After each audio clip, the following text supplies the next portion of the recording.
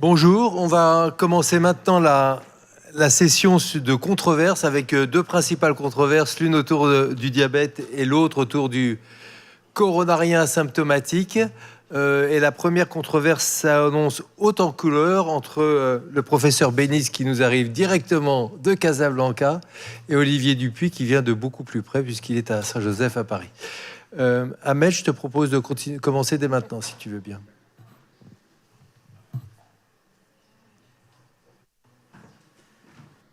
Merci Romain, mes chers amis. Oui, je prends la position de dire que le cardiologue peut traiter le diabète. Je n'ai pas de conflit d'intérêt. Alors, premièrement, comment le cardiologue, quel est le prisme à travers lequel le cardiologue voit le patient diabétique? Il le voit à travers le prisme du risque cardiovasculaire, de l'insuffisance cardiaque, de l'infarctus du myocarde, de l'accident vasculaire cérébral. Pendant ce temps-là, est-ce que le diabétologue a évolué de telle façon qu'il ne regarde plus le prisme du diabète comme uniquement un problème de glycémie et d'hémoglobine glyquée? Et c'est parfois toute la difficulté que nous avons du point de vue pratique et comment mettre le patient au centre de nos intérêts. Nous savons tous que le diabète est une maladie cardiovasculaire. Même si nous avons évolué de façon importante sur la diminution de la mortalité des accidents vasculaires, de l'infarctus du myocarde, des coronariens, mais on reste toujours en surmortalité cardiovasculaire par rapport à la population normale. Et on a l'émergence de l'insuffisance cardiaque à fonction systolique préservée. Et qu'est-ce qui donne la légitimité au cardiologue de traiter le patient, le diabétique en premier? C'est essentiellement parce qu'il stratifie rapidement le risque cardiovasculaire. Il voit sa stratification du risque cardiovasculaire comme une première étape à la personnalisation du traitement médical. Le gros problème du traitement du diabétique aujourd'hui, et j'espère que mon interlocuteur, le docteur Dupuis, n'est pas comme ce diabétologue chauve qui pense que, monsieur, on peut vous donner un traitement pour le diabète qui contrôle votre glycémie et qui contrôle votre hémoglobine glyquée, mais qui ne vous protège pas. Parce que malheureusement, les ordonnances que nous voyons tous les jours des patients diabétiques, c'est qu'ils reçoivent des traitements qui ne protègent pas le cœur et les artères, alors que le monde scientifique a évolué. Il a évolué et on a les données, les méta-analyses, et qui montrent clairement que si vous mettez le GLP-1 agoniste, vous diminuez les 3 MES, voire les 4 MES. Infarctus, accident vasculaire fatal ou non fatal, insuffisance cardiaque même. Et à part ELIXA, l'étude ELIXA, on a, que ce soit les TREMES, que ce soit la mortalité cardiovasculaire, l'infarctus non fatal ou fatal et l'accident vasculaire, il y a une supériorité et une protection des GLP-1 agonistes par rapport, bien sûr, aux autres traitements. Et deuxièmement, depuis 2015, on assiste à cette révolution des SGLT2 qui n'ont pas diminué la mortalité cardiovasculaire et les événements cardiovasculaires, mais qui font partie du traitement de l'insuffisance cardiaque, par exemple, à tous les stades. Et donc, on a toutes les études, on part d'EMPA-REG, en passant par les études sur l'insuffisance cardiaque, que ce soit EMPA-REDUCED, que ce soit DECLARE, que ce soit DAPA-HF, aujourd'hui, les SGLT2 font partie intégrante de notre arsenal thérapeutique. Est-ce que vous avez besoin de l'approbation du diabétologue pour mettre vos patients sous SGLT2? Non. Est-ce que vous demandez l'avis d'un endocrino pour mettre une statine ou un IEC ou un arado? Non. Les SGLT2 aujourd'hui font partie de l'arsenal thérapeutique pour protéger cœur, artères et reins et diminuer la mortalité cardiovasculaire. Et comme on voit les recommandations en 2025, les SGLT2, c'est sur tout le spectre de l'insuffisance cardiaque. Réduite ou préservée, SGLT2 en premier. Autre révolution, c'est la révolution au niveau des reins. Aujourd'hui, on a la possibilité, par la quadruple association, IUCRA2, finérénol, SGLT2, GLP-1 agoniste, de retarder les dialyses chez le diabétique de près de 10 ans. C'est une véritable révolution thérapeutique. Est-ce que vous allez attendre une ordonnance d'un diabétologue, par exemple, qui n'est pas à jour, qui va vous prescrire des sulfamides, des DPPK, de l'insuline, et qui va laisser le patient sans GLP-1 agoniste, sans SGLT2, alors qu'on a la possibilité d'avoir des armes qui protègent les reins. Et on a aujourd'hui la possibilité, chez les diabétiques qui sont en microalbuminérique, avec la triple association SGLT, GLP-1 agoniste, anti-aldostéronien non stéroïde, de diminuer la mortalité cardiovasculaire, les hospitalisations, la progression de l'insuffisance rénale. Quel est le primo movens? J'espère qu'il a changé. Je pense que le professeur Dupuy est bien sûr en avance par rapport. Mais qu'est-ce qu'on remarque? Que ce qui domine chez le diabétologue, c'est la glycémie, c'est le contrôle strict de la glycémie. Or, le contrôle strict de la glycémie peut être dangereux, comme l'étude Accor, où il augmente la mortalité. Certes, en contrôlant bien la glycémie, on diminue les effets sur ce qui est microvasculaire, mais sur ce qui est macrovasculaire, c'est essentiellement SGLT2 et GLP-1 agoniste.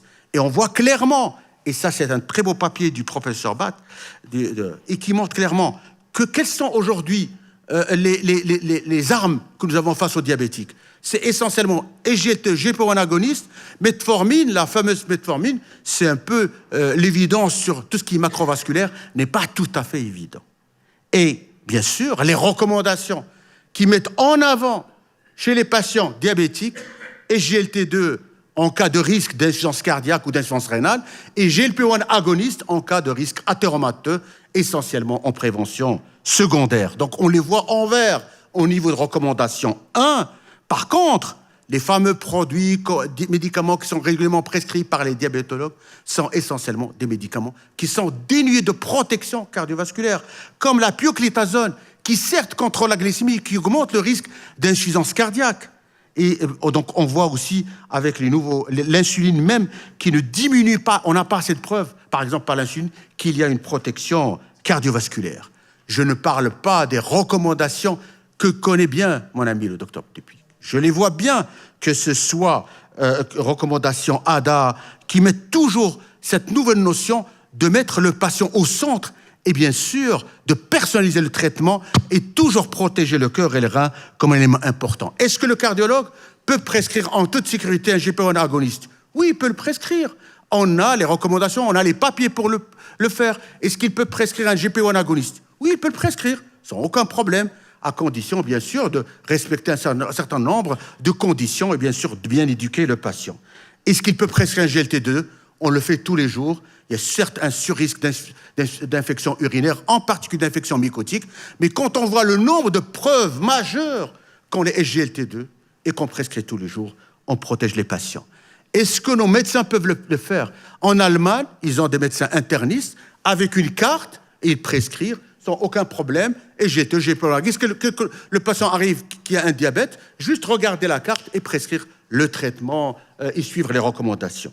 Mieux que les cartes, l'intelligence artificielle. Chacun de nous a son intelligence artificielle qui demain va personnaliser le traitement pour ne pas donner des traitements comme ça. Des traitements qui marchent, des traitements qui peuvent marcher ou des traitements qui sont néfastes. Avec l'intelligence artificielle, on pourra plus personnaliser pour nous donner que des traitements qui marchent. Le monde a changé. On a un nouveau paradigme sur le diabète. L'approche cardiométabolique et rénale. Diminuer les événements cardiovasculaires. Individualiser les patients selon le profil. GLP-1 agoniste et GLT2. Le traitement protecteur d'organes. La gestion active du poids.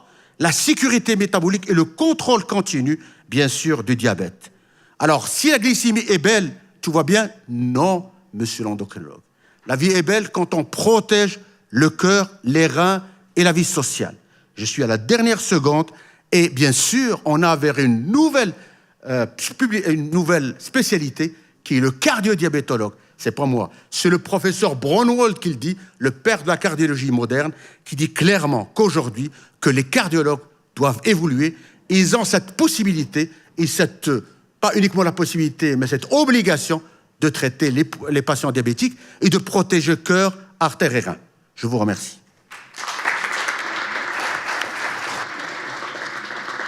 Merci beaucoup Ahmed, ça commence fort. Messieurs les Anglais, tirez les premiers. Olivier, c'est à toi pour répondre. Alors merci beaucoup aux cardiologues de me faire ce cadeau empoisonné, de venir dans une assemblée très cardiologique. Et merci Romain pour ce petit cadeau. Donc, mais j'aime bien les challenges, donc c'est pas un souci. Et donc, en fait, moi j'ai plutôt traité le cardiologue a-t-il besoin d'un diabétologue, ce qui était un peu ce qui m'était demandé. Donc en fait, comme vous le savez tous, le diabète de type 2 sur lequel j'ai centré mon propos est une maladie qui est une maladie génétique où même avant d'être diabétique, en étant prédiabétique, la cellule bêta marche mal puisque la sécrétion d'insuline ne se fait pas de manière optimum et c'est une maladie qui évolue essentiellement par deux grandes phases. Une phase sur laquelle l'insulinorésistance est plutôt prédominante et ensuite c'est plutôt un déficit, une carence en insuline qui va forcément modifier la prise en charge thérapeutique. Alors insulinorésistance, insulinosécrétion, donc c'est un peu les deux pendants et puis c'est le traitement de la glycémie et le contrôle de la glycémie, c'est finalement un espèce d'orchestre dans lequel interviennent de très nombreux organes pour lequel il va falloir un peu jongler pour avoir un contrôle qui est souvent personne dépendante et pour lequel les algorithmes vont nous aider, mais pas que. Il va falloir un petit peu individualiser le traitement. Alors, moi, je me suis basé beaucoup sur les recommandations de l'HAS. Vous savez qu'on les a attendues très longtemps. Et puis, en 2024, sont apparues donc ces recommandations qui reprennent les recommandations internationales et qui sont très proches des recommandations cardiologiques, mais je vais vous les apporter sous un angle très diabétologique. Donc en fait, ce que dit l'HAS, c'est que la première des choses, et c'est un tiers des recommandations, ça reste une approche qui est centrée sur le mode de vie. Parce qu'en fait, la nature nous a doté, par exemple, du muscle, qui est un excellent insulinosensibilisateur et qui va nous permettre de réguler la glycémie de manière naturelle, pas très chère, mais très efficace. Et c'est pas pour rien, finalement, qu'on a autant développé ce chapitre dans ces recommandations. Donc il y a à la fois une prise en charge concernant l'activité physique, donc ça nécessite un petit accompagnement, quelques explications et souvent quelques examens parfois pour remettre en activité physique des patients qui sont souvent sédentarisés depuis très longtemps. Et puis il y a une prise en charge nutritionnelle pour laquelle on entend énormément de modes, de nouvelles extrêmement surprenantes dont il y a toujours beaucoup de personnes, et notamment sur les réseaux sociaux, qui sont tous prêts à vous faire gober n'importe quoi, mais pas forcément une alimentation adaptée à votre état clinique. Et ça aussi, ça nécessite un petit peu de s'investir là-dedans et de proposer aux patients des régimes alimentaire, parce que nous avons tous un régime alimentaire, mais qui soit adapté à leurs conditions de diabétique, et parfois de diabétique obèse, et parfois de diabétique cardiopathe obèse. Et tout cela doit s'accompagner parce que, comme vous le savez, dans la maladie chronique, l'éducation thérapeutique est fondamentale parce que ce sont des patients qui très vite sont non observants, qui n'écoutent pas ce qu'on dit. Vous avez été des précurseurs dans l'HTA, par exemple, à nous montrer que finalement on était assez mauvais parce que le patient, au bout de 6 mois, il y en avait la moitié qui avait arrêté de faire un peu ce qu'on leur disait. Dans le diabète, c'est exactement pareil, je vous rassure. Et donc, il y a beaucoup de nécessité de faire passer les messages d'accompagner ces patients. On appelle ça de l'alliance thérapeutique. Vous savez pas mal ça dans l'insuffisance cardiaque maintenant, où je pense que vous excellez, mais dans le diabète aussi, c'est très important parce que Dieu sait, c'est une maladie qui pèse sur le plan psychologique et pour laquelle il y a de nombreux renoncements et des attitudes qui sont pas forcément bénéfiques. On pourra en reparler si vous voulez. Donc, les piliers de la prise en charge, en fait, dans le diabète de type 2, c'est à la fois donc une modification des habitudes de vie qui sont fondamentales. C'est comment se plonger un peu dans ce que vit le patient, son environnement familial, professionnel, etc. Parce que il faut que le message soit pertinent. Il faut regarder la situation médicale du patient. Vous n'allez pas traiter de la même façon quelqu'un qui a plein de comorbidités, avec une espérance de vie qui est altérée, avec quelqu'un qui est même à 80 ans, qui est dans la pleine force de l'âge et qui vous dépasse quand il fait son vélo au parc de Vincennes, comme j'ai l'habitude de faire, et c'est très frustrant, c'est très chiant. Et puis, en fait, après, il y a surtout la stratégie médicamenteuse qui a été un peu développée déjà, mais pour laquelle Nous sommes tous d'accord aujourd'hui, il y a des classes thérapeutiques fondamentales, protectrices, qui doivent absolument changer nos pratiques. Et je dirais, quel que soit le prescripteur, parce que malgré mes controverses, je vais dire avec Romain de temps en temps, en fait, le diabétique de type 2, l'acteur central dans la prise en charge, c'est le médecin généraliste. Et aujourd'hui, c'est très important que les médecins généralistes s'approprient ces nouvelles classes thérapeutiques qui sont essentiellement les inhibiteurs de SGLT2 que l'on met, nous, directement après la metformine ou les analogues du GLP-1, car ces deux classes ont un effet protecteur colossal sur tout ce qui est vasculaire et tout ce qui est cardiaque. Et ça, c'est très important. Donc, que ça soit en ou trithérapie, on voit à peu près la même cadence, c'est-à-dire après la metformine, ces deux classes thérapeutiques ont pris une place fondamentale. Et c'est ce que vous voyez là, c'est-à-dire dans les recommandations, on a proposé une aide au choix d'un traitement antidiabétique hypoglycémiant. Et vous avez un ordre qui est très important, qui n'est pas donné par hasard et qui part de la metformine avec tout de suite les inhibiteurs de SGLT2, parce que c'est quand même hyper facile de les prescrire, c'est du comprimé, ça a très peu d'effets secondaires. Et ensuite les analogues du GLP-1 qui sont quand même réservés à des patients qui sont en principe avec un surpoids annoncé, mais surtout une obésité. Et puis ensuite le reste, et l'insuline qui est là quand même bien présente, car on a des patients qui sont très vite insulinopéniques.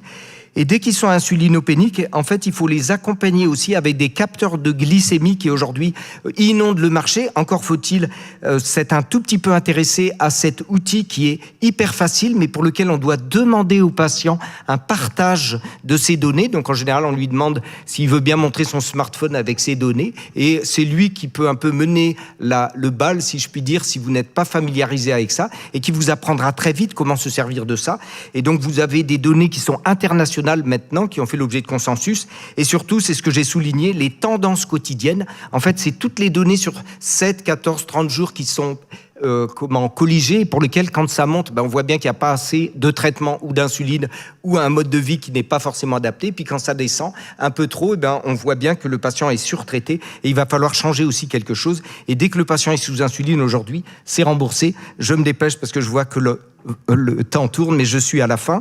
Donc en fait, je dirais, moi, de mon point de vue, que le cardiologue sait très bien faire la prise en charge du syndrome métabolique et des facteurs de risque cardiovasculaire comme d'autres spécialistes, mais lui, il est particulièrement à l'aise pour cela. Il est très bien pour traiter le diabétique coronarien ou cardiopathe.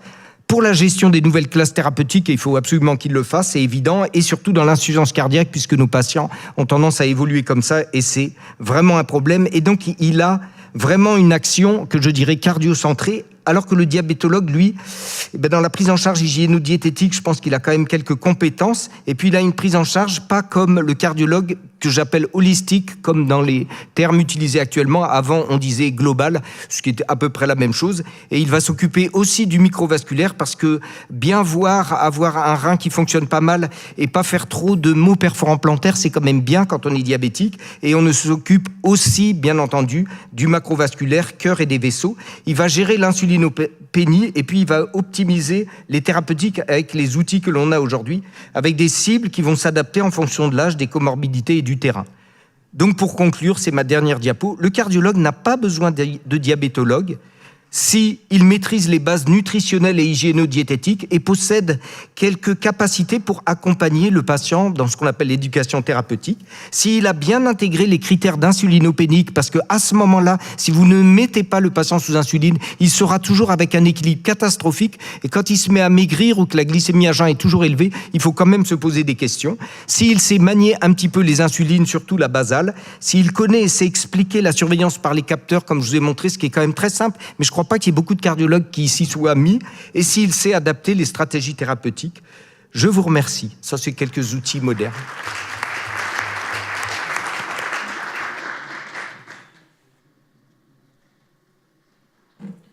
On va peut-être faire quelques questions tout de suite avant de passer à l'autre controverse, s'il y a des questions dans la salle. Moi, j'en aurais une petite. Dans les dossiers des patients, c'est pas toujours très clair, les diabètes de type 1 qui ont vieilli et les diabètes de type 2. On a juste diabète. Et donc, en tant que cardiologue, on est souvent un petit peu embêté. Et le nombre de fois où les diabétologues me rappellent en me disant il y a un de tes médecins qui a mis le traitement chez un patient qui ne devait pas l'avoir. Ça nous pose un peu problème. J'aimerais savoir si vous... Alors le diabète après 20 ans est un diabète essentiellement insulinopénique. Donc il est carencé en insuline et donc c'est ce patient qu'on va mettre sous insuline. Donc là il faut être très méfiant avec les nouvelles classes et notamment avec les inhibiteurs de SGLT2 qui vont provoquer des acidocétoses. Je rappelle que l'acidocétose, c'est quand il y a une carence en insuline. Et lorsque le glucose s'échappe et que le patient ne va pas manger ou pas assez manger, il va se retrouver en insulinopénie. Et donc, il va avoir une mobilisation à partir de ces graisses de glucose. Et donc, il va fabriquer les corps cétoniques. Et les corps cétoniques, c'est très embêtant parce que ça acidifie et on finit en réanimation ou on meurt. Enfin voilà, c'est un petit peu pour ça qu'il faut être juste un peu méfiant et que des fois c'est un peu difficile, mais voilà, c'est une évolution un peu naturelle du diabète de type 2. Quand on a un doute, je pense qu'il vaut mieux demander au diabétologue. Oui ? Sens de ma question. Je soigne mes diabétiques. Pourquoi ? Parce que je n'arrive pas à avoir de rendez-vous avec les diabétologues. Alors, en France, je crois qu'il y a à peu près 1800 diabétologues, il y a 5 fois plus de cardiologues. Bon, c'est pas moi qui fais les politiques de santé, mais c'est pour vous dire. Et comment à l'hôpital, on est extrêmement sollicité pour voir des patients. Donc là, vous avez un cardiologue qui peut vous le confirmer, mais moi, je renvoie la plupart des patients auprès de leur médecin généraliste, car nous ne pouvons pas absorber tous les patients de la Terre. Ce n'est pas possible. Et quand on est hospitalier, notre problème, c'est de s'occuper de patients qui sont hospitalisés et c'est pas de faire de la consultation à tire-larigot, mais moi j'ai des rendez-vous à 12 mois. Je peux vous dire, c'est l'enfer, mais voilà, je sais pas faire mieux. Olivier, juste, est-ce que tu renvoies la responsabilité ou la prise en charge aux médecins généralistes? Et dans la vie quotidienne, on sait qu'ils sont aussi difficiles d'accès et quelquefois pas forcément compétents. Parce que si on reprend ta dernière diapositive pour nous rappeler à quel point on n'est pas capable de prendre en charge le diabète, je suis pas sûr qu'il y ait beaucoup de généralistes qui remplissent les 4 cases. Est-ce que pour nous, les cardiologues, on initie les traitements, et tu as raison, on est mauvais sur tout ce qui est accompagnement, c'est quoi le principe quand même, le warning pour le cardiologue à dire là, il faut absolument que vous envoyiez voir voir le diabétologue? C'est très bien, et pour être très pragmatique, il faut aller voir absolument le diabétologue quand le patient commence à maigrir et qu'on ne comprend pas pourquoi. Un patient qui maigrit, c'est un patient qui est carencé en insuline. C'est recta. Parce que nous, nos patients, plutôt, ils ont l'habitude de prendre du poids et d'être bon vivant, et c'est ça le diabétique de type 2. Quand il se met à maigrir, danger. Et quand la glycémie à jeun est systématiquement assez haute, et ça, en général, on le voit, c'est pareil. C'est qu'il y a probablement une carence en insuline.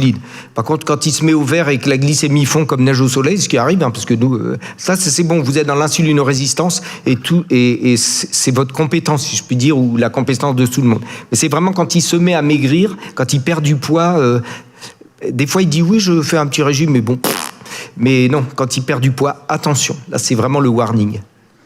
Et c'est là où les nouvelles thérapeutiques peuvent aussi être dangereuses, où il faut arrêter les analogues GLP-1. Autrement, vos patients, ils vont être cachectiques. Moi, j'en ai vu arriver avec des prescriptions qui sont... Oui, le patient, il est cardiopathe, d'accord. Mais les IMC, toutes les études avec les GLP-1, c'est fait avec des gens qui sont obèses. Moi, j'en fais plein, je le sais. Les inhibiteurs de la SGLT2, c'est autre chose. Ça doit être très, très, très largement utilisé. Mais attention, c'est pareil, un type 1, pas d'inhibiteur du SGLT2. Moi, dans les études cliniques, j'ai eu des sacrées sueurs froides avec des gens qui pourtant étaient hyper bien suivis, mais qui avaient décidé de faire un petit régime pour maigrir. Et là, à la fin, vous arrivez en réanimation, c'est moyen. Et en dehors de la clinique, comment tu les surveilles? Moi, mes coronariens, je les vois tous les 6 mois. Et est-ce que tu leur fais une hémoglobine glyquée? Est-ce que tu... Toujours. Alors, dans le diabète de type 2, l'hémoglobine glyquée reste le paramètre qu'il faut suivre. Après, quand ça se complique un peu, dès qu'il y a de l'insuline, le capteur, ça c'est le rêve. Le capteur est un outil à la fois dans l'éducation, parce que le patient voit quand ça monte, quand ça descend, quand il mange une pizza ou des lasagnes, c'est bon, ça fait pas la même chose que quand il mange une salade. Voilà, ça c'est hyper intéressant. Quand il marche, ça fait baisser la glycémie, et ainsi de suite. Le souci, c'est que les capteurs, c'est réservé aujourd'hui aux patients sous insuline, mais autrement, l'HbA1c reste un marqueur extrêmement pertinent. Voilà. Après, contrairement à ce qu'ont dit mon voisin, je dis toujours, moi qui suis diabétologue, ce qui est important pour un patient qui a le diabète, c'est qu'il ne fume plus, que sa tension soit bien contrôlée et que son cholestérol soit aussi bas, parce que c'est ça qui fait le pronostic, c'est pas la glycémie. Mais vous êtes d'accord que Si on prend 2 patients, par exemple, un patient qui est sous insuline, sulfamide, DPP4, qui a un taux d'hémoglobine glycée à 7, une glycémie 1, c'est pas aussi bon que quelqu'un qui a un taux d'hémoglobine glycée à 8 avec sous SGLT2 et GLP-1 agoniste. Et bien sûr, on a aujourd'hui un niveau de preuve immense avec des classes thérapeutiques, c'est ce que vous avez bien montré, et pour lequel j'allais dire, vous êtes un mauvais docteur, mais j'ai entendu des cardiologues qui disaient dans l'insuffisance cardiaque, vous n'êtes pas d'inhibiteur du SGLT2, vous n'êtes pas digne d'être cardiologue. J'ai trouvé ça un peu violent comme discours, mais j'étais d'accord. Et en fait, dans le diabète, c'est pareil. Dans le diabète, on ne peut plus ne plus donner les nouvelles classes thérapeutiques comme les inhibiteurs des SGLT2 et les analogues du GLP-1. Et vous avez un effet en prévention primaire avec moins de niveau de preuve, mais qui est aussi indiscutable. Et je pense qu'il vaut mieux pas attendre d'être en prévention secondaire pour donner ces traitements. C'est évident. Merci Yoko. On va passer à la controverse suivante. Donc, la controverse suivante, ça va être faut-il dépister la coronaropathie asymptomatique avec pour par Élodie Blic de Versailles et le contre par Olivier Nallet de Montfermeil. C'est un vaste débat très ancien en médecine. Je vais bouger un peu ça. Ça se lance tout seul. Tac. Donc, bonjour, merci aux organisateurs de m'avoir invité au CNCH. Faut-il dépister la coronaropathie asymptomatique ou faire l'autruche? Je vais essayer de vous démontrer le pour avec plusieurs arguments. Je n'ai pas de conflit d'intérêt. Voici donc le dépistage de la coronaropathie asymptomatique est justifié dans certaines situations. Elle permet d'identifier précocement une maladie silencieuse mais qui est potentiellement grave et responsable d'infarctus et de mort subite.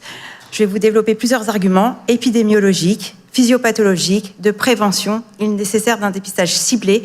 Quels sont les moyens? Avec aussi des arguments médico-économiques et des arguments éthiques. Donc, la coronaropathie est souvent silencieuse pendant de nombreuses années et souvent, une de ses premières manifestations peut être un syndrome coronarien aigu. Une proportion importante des infarctus survient chez des patients qui n'avaient jamais été diagnostiqués auparavant.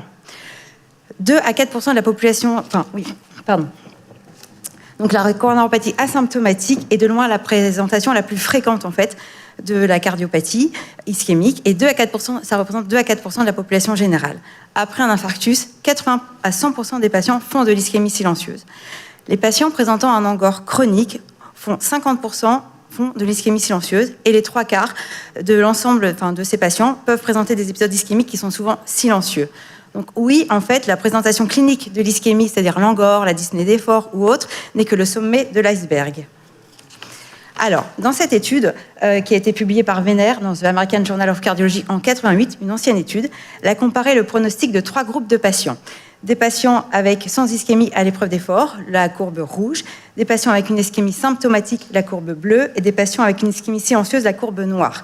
Et on voit bien que les 2 courbes des patients présentant une ischémie, symptomatique ou pas, sont superposables, et donc ces patients ont un moins bon pronostic que ceux sans ischémie. De même, dans cette étude, un sous-groupe de patients avec une anatomie à haut risque, c'est-à-dire des lésions tritronculaires, et on voit à nouveau que l'ischémie silencieuse est corrélée à un moins bon pronostic. Chez les patients qui avaient bénéficié d'une angioplastie percutanée, Zellweger a étudié en fait, le pronostic de l'ischémie résiduelle à 6 mois. Et en fait, à 6 mois, à nouveau, on peut départager 3 groupes. Un groupe sans ischémie, un groupe avec une ischémie silencieuse et un groupe avec une ischémie symptomatique. Et à nouveau, on voit que ceux qui ont une ischémie silencieuse ont un moins bon pronostic que ceux qui n'ont pas d'ischémie. Pour revenir à notre population générale, une ancienne étude qui a été réalisée par Flegg a étudié des patients asymptomatiques, environ 10 000 patients avec une scintigraphie. Les sujets avec un test d'ischémie positif avec à nouveau un moins bon pronostic. Ils ont conclu donc que les patients dans la population générale tout venant asymptomatiques, l'ischémie silencieuse est corrélée à un moins bon pronostic. Et on peut se poser une question pertinente. Est-ce que le degré d'ischémie est aussi corrélé à un mauvais pronostic? Et oui, c'est à nouveau Zellweger qui a répondu à cette question en 2009. Et il a montré qu'au-delà de 7,5% de myocarde ischémié, le risque d'événements cardiovasculaires était plus élevé. Alors, quelques arguments physiopathologiques. Donc, l'athérosclérose évolue lentement et de manière progressive. On a donc une large fenêtre pour essayer de la dépister. Les plaques non sténosantes, mais vulnérables, peuvent être responsables d'événements graves et les détecter peut permettre à une prévention précoce. D'où l'étude qui est sortie il n'y a pas très longtemps, Prevent, et qui était, dont le but était d'évaluer la supériorité d'une stratégie d'angioplastie préventive des plaques vulnérables identifiées par imagerie endocoronaire associée à un traitement médical optimal versus un traitement médical optimal seul sur l'événement cardiovasculaire. Il s'agissait d'un essai randomisé en ouvert chez des coronariens, pour la plupart stables, chez qui l'angioplastie sur des plaques non ischémiantes, avec une FFR normale, mais ils ont quand même réalisé une angioplastie parce que lors de la coronarographie avec OCT ou IVUS, les plaques étaient jugées vulnérables. Et bien, on observe une réduction importante de plus de 40% des événements cardiovasculaires sur le long terme. Donc ces résultats doivent être confirmés, bien sûr, par plusieurs études, et aussi on pourra se poser la question des lésions qui font moins de 50% en angiographie. D'où l'importance de la prévention et du dépistage qui doit être initié tôt avec une prise en charge agressive des facteurs de risque, comme on l'a dit avant d'ailleurs, avant le diabète. Ça permet de réduire le risque d'infarctus, de mortalité et surtout, les patients en fait, ont une meilleure adhérence au traitement et à l'écoute des conseils quand ils voient sur l'imagerie d'un Doppler qu'il y a quelques plaques au niveau des troncs supraortiques ou un score calcique discrètement élevé. En parlant de prévention, on peut aussi parler de l'étude Vesalius qui est sortie récemment, le 8 novembre, et qui démontre que l'évolucumab, qui est un anti-PCSK9, réduit significativement les événements cardiovasculaires majeurs chez des patients sans antécédent d'infarctus ou d'AVC. Il s'agit d'une grande étude avec plus de 12 000 patients à haut risque cardiovasculaire. L'évolucumab était comparé au placebo et les résultats sont significatifs. Avec une réduction de 25% des MACE, les MACE 3 points, c'est-à-dire les décès liés à une cardiopathie coronarienne, infarctus ou AVC, et une réduction de 19% des MACE de 4 points. Donc là, on rajoute la revascularisation artérielle s'il y a une ischémie. Alors, un dépistage, oui, mais pour qui on ne fait plus l'autruche. Donc ce dépistage est justifié pour les patients à haut risque cardiovasculaire, donc c'est-à-dire les diabétiques de type 2 de longue date ou avec d'autres facteurs de risque, les patients présentant un athérome autre que sur les coronaires, les insuffisants rénaux chroniques, les patients ayant des antécédents familiaux précoces.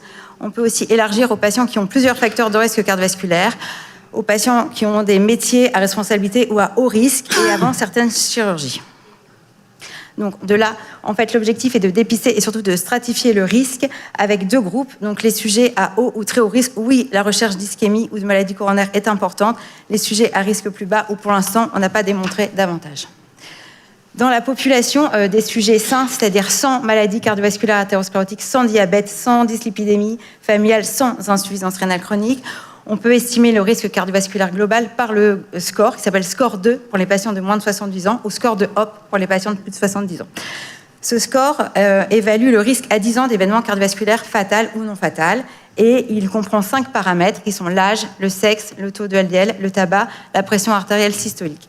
Et c'est aussi adapté à l'origine géographique. Donc, en fait, voici les différentes catégories de risques pour lesquelles les patients, on modère le risque et en fonction, on voit s'il faut dépister ou pas chez les diabétiques de type 2 ou les diabétiques de type 1 qui sont âgés de plus de 40 ans. En ce qui concerne les patients présentant une maladie rénale chronique, on stratifie en fonction du taux de clairance et s'il y a ou non une microalbuminurie ou une macroalbuminurie. Par contre, tous les patients qui ont une dyslipidémie familiale sont à haut risque. Les patients qui ont une maladie athérosclérose non coronaire, c'est-à-dire de l'artérite, un athérome carotidien, en fait, à nouveau, ils sont à très haut risque. Donc, pour ces différentes catégories de patients, comment les dépister? Donc, il y a bien sûr le score calcique coronaire qui permet une très bonne stratification du risque et qui est surtout un modificateur du risque. Des patients qu'on aurait dit à bas risque deviennent à risque intermédiaire ou risque plus haut. On peut d'ailleurs citer cette étude CODE-CAD qui a été présentée récemment en mars 2025 dans le JAMA et qui a étudié une population à risque intermédiaire avec des antécédents familiaux.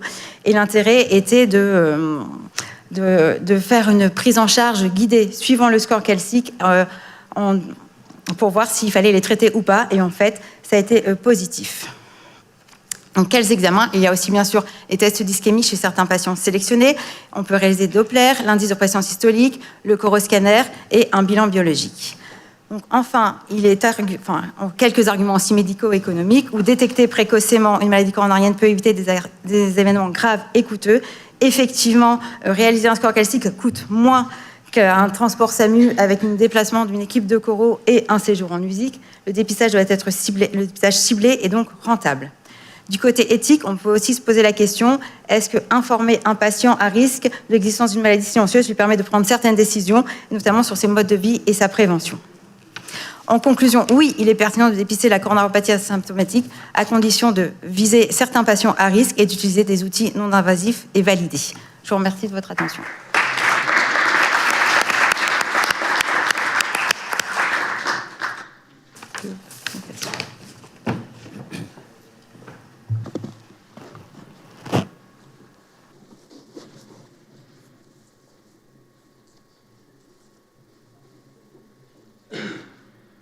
Je ne sais pas très bien comment j'accède à la présentation, là. Je sorte. Hop, voilà. Merci aux organisateurs pour ce beau sujet. Et moi, je dois plaider le non sur le dépistage de la maladie coronaire. Je l'ai vu un tout petit peu de manière différente en le centrant sur le dépistage de la maladie coronaire infraclinique. Et finalement, je l'ai plus centré sur le scanner coronaire qui permet de voir des lésions qui n'ont jamais parlé, qui sont modérées, plus que sur les tests d'ischémie qui vont dépister des lésions obstructives.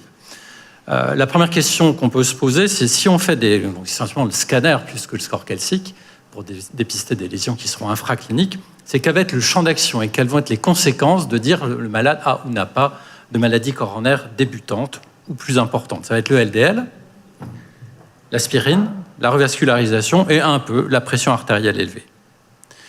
Donc mes premiers arguments contre. Le premier argument, c'est que dans aucune recommandation, que ce soit en Europe ou aux États-Unis, on ne dit qu'il faut faire du dépistage à large échelle. Ça, c'est les dernières recommandations sur les lipides, donc c'est jamais recommandé.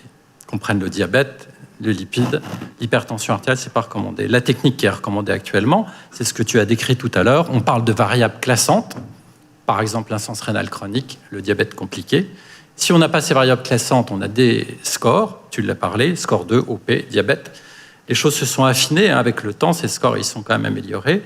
Ensuite, on affine avec des variables d'ajustement, avoir des antécédents familiaux coronariens précoces, par exemple, avoir une maladie inflammatoire, une prééclampsie. Et sur les dernières recommandations sont apparus des biomarqueurs que moi je n'utilise pas encore de manière systématique, la CRP, la LP petit a. Et c'est quand on doute qu'il faut demander de l'imagerie.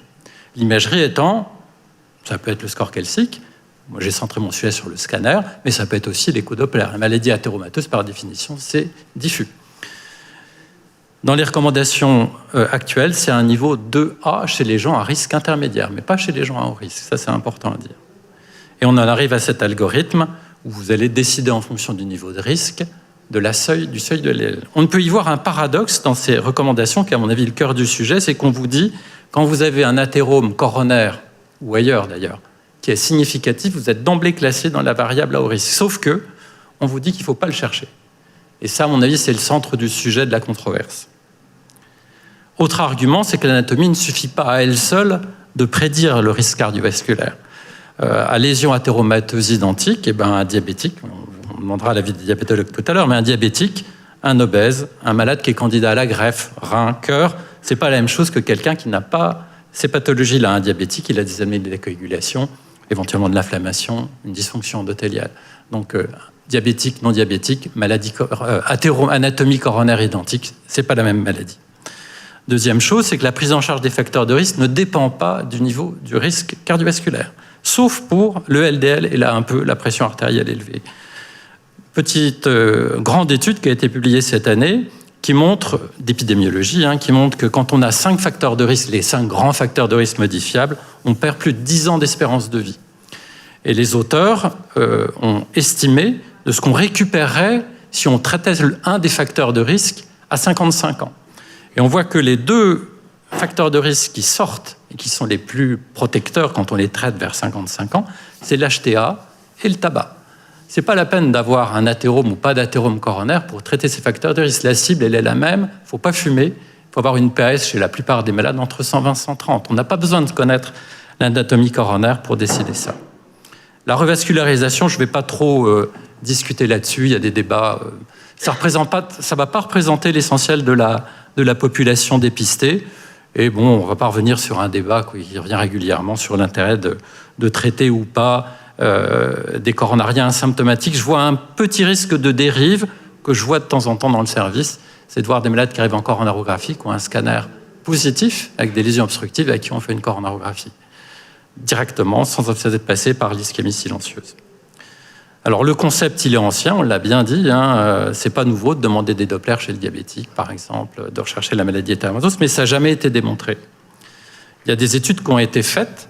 J'ai cité Dancavas, vous avez certainement entendu parler, qui est une étude danoise. Il y a eu Dancavas 1, où on screenait les gens, c'était des hommes de 65 à 75 ans, et on leur faisait un score calcique coronaire, et avec un scanner non injecté, on cherchait un anévrisme au niveau de l'aorte, des artères iliaques. On faisait également une recherche non invasive de maladies artérielles périphériques par l'index bras-cheville. Et puis l'autre groupe qui était traité à la manière européenne au Danemark. Dancavas 1 est sorti négatif sur le critère dur de mortalité, mais on a dit, quand on faisait des analyses en sous-groupe, que les gens qui étaient entre 65 et 70 ans pouvaient avoir un bénéfice. Donc on a fait Dancavas 2 chez les hommes de 60 et 64 ans. Et là encore, l'étude elle est négative en termes de mortalité et de MAIC, avec un prix à payer, c'est plus de saignement. Pourquoi ? C'est que les gens ont eu plus d'aspirine. Donc le débat, il n'est pas clos. Il y a eu Scortart 1 qui a dit que faire un scanner chez les gens qui avaient des douleurs thoraciques, c'était bien parce que les gens étaient plus observants, prenaient plus de statine, plus d'aspirine.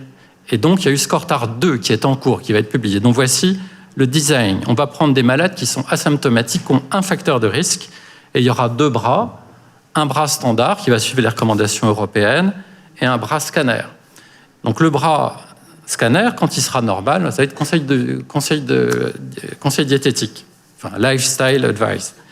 Alors un bras qui me pose problème, c'est le non obstructif, parce que en dehors des conseils sur le mode de vie, on va leur donner des statines. C'est une très bonne chose, mais aussi on va donner des antiagrégants plaquettaires, et ceci dès 10% de sténose coronaire. Et quand on aura une maladie obstructive, la différence, c'est qu'il faudra aller voir son cardiologue. Très bien. Je pense que cette étude, qui est une étude magnifique, qui va donner beaucoup d'arguments pour ou contre le dépistage de la coronaire, elle va être un peu difficile à interpréter à cause de la place importante que prennent les antiplaquettaires. Je ne sais pas ce que vous faites, vous, en pratique, mais quand on regarde les indications de l'aspirine en prévention primaire, ce sera intéressant d'avoir l'avis des diabétologues. Le moins qu'on puisse dire, c'est que en Europe, selon les recommandations, c'est flou. Flou et pas... Voilà, l'artérite, il faut être symptomatique, par exemple. Je ne sais pas très bien pourquoi. La carotide, la barre est à 50. Le diabète, on posera la question au diabétologue. Et aux États-Unis, c'est assez vent debout contre cette classe thérapeutique, en particulier quand on dépasse les 60 ans. Les risques et les dérives du dépistage, je dirais qu'il y a une moindre motivation des patients. Il y a un risque de moindre motivation si on est test négatif. Il y a le risque de l'aspirine, c'est important. Des revascularisations peut-être discutables, l'iode, l'irradiation. Et une fois qu'on a commencé, il faudra refaire l'examen. Et les gens seront demandeurs, comme ils demandent des Dopplers à répétition quand ils ont quelques plaques. À quel rythme ? Et on sera déçu de l'évolution parce que les gens ne vont pas guérir. Et on sait que les statines et le sport intensif favorisent les calcifications. De manière accessoire, ça peut être anxiogène, problème chez l'assureur, prêt bancaire. Le coût efficacité, je ne sais pas. Un exemple de malade de consultation que j'ai vu la semaine dernière, 68 ans, il a une maladie rénale chronique, un DFG vers 30, une hypertension, il est asymptomatique. Il a des statines à faible dose, un traitement de son hypertension, je lui trouve à peu près 150 de PA, et un LDL à 1,5. L'échographie est normale, qu'est-ce que je fais ? Eh bien, je majore son traitement antihypertenseur, je majore son traitement par rosuvastatine, et ça s'arrête là. En réalité, ce malade, il est venu en deuxième ligne. Et il est venu avec un score calcique qui était à 400. Il avait un écho-doppler des vaisseaux du cou qui montrait des petites plaques. Il avait eu un test d'ischémie qui était négatif. Donc, qu'est-ce que j'ai fait ? Au vu de ces résultats, la même chose. Donc, finalement, chez ce malade-là qui a une insuffisance rénale chronique qui est d'emblée classée dans le très haut risque, je ne vois pas le bénéfice de lui faire un scanner coronaire.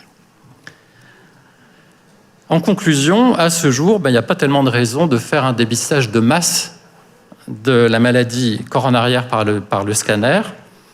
Il faut rester aux indications actuelles, c'est-à-dire le doute sur la cible du LDL, ou ce que je fais moi, c'est de manière opportuniste. De temps en temps, il y a des malades à qui je demande un examen, mais j'ai pas de population définie. Tu as parlé d'un anti-PCSK 9 en prévention primaire, ça pourrait changer la donne, effectivement. Et ma conclusion, c'est que la prévention est un travail difficile, extrêmement difficile, et qui débute très tôt dans la vie, avant d'être coronarien. Je vous remercie.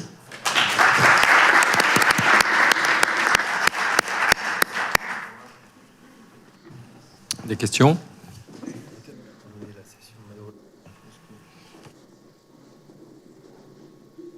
Une question peut-être?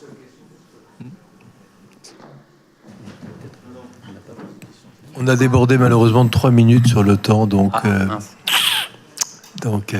on peut prendre une question maximale, mais pour le principe, mais c'est tout. Vous avez été très clair, on ne sait toujours pas ce qu'il faut faire, donc Voilà. merci beaucoup. Juste la remarque, c'est que l'aspirine en prévention primaire avait été négative. Donc et je pense qu'à partir d'un certain âge, tout le monde a des plaques. Donc si on trouve des plaques chez tout le monde et qu'on met tout le monde sous aspirine, effectivement, ça va poser un problème. Ouais, c'est pour ça que je suis étonné de ce bras dans cette étude, qui est une belle étude. Hein. Je m'étonne de ce Choix bizarre. Ouais. La seule remarque, c'est quand même la relation personnelle qu'on a avec le malade, qui ne vient pas nous voir pour savoir s'il a un risque, mais pour savoir s'il a une maladie. Et quelquefois, la prise en charge est difficile, surtout pas les patients à très haut risque. C'est-à-dire, qu'est-ce qu'on fait chez les patients à risque intermédiaire? Parce qu'eux viennent nous voir pour savoir s'ils sont à risque ou pas. Et là, on est quelquefois un peu bloqué, je trouve, dans la relation personnelle qu'on peut avoir avec le malade. Je pense que c'est vraiment une histoire de relation avec... voilà. Un grand merci à tous pour ces 2 très belles controverses.